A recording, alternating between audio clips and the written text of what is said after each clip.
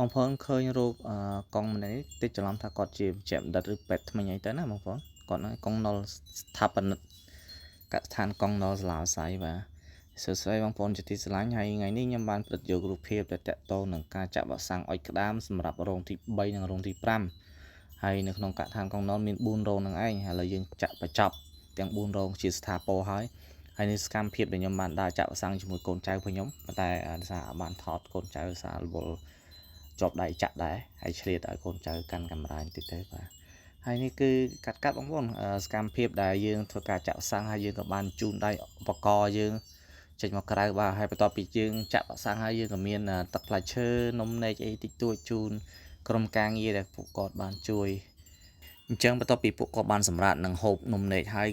ពួកគាត់ក៏បានបន្តការងារចាក់ចំណីដើម្បីបង្ហើយការងារបន្ទាប់ពីការចាក់វ៉ាក់សាំងបងប្អូនបាទហើយបន្ទាប់ពីយើងចាក់ចំណីរួចរាល់ហើយយើងក៏បានជញ្ជូនដៃឧបករណ៍របស់យើងទៅទុកកន្លែងដើម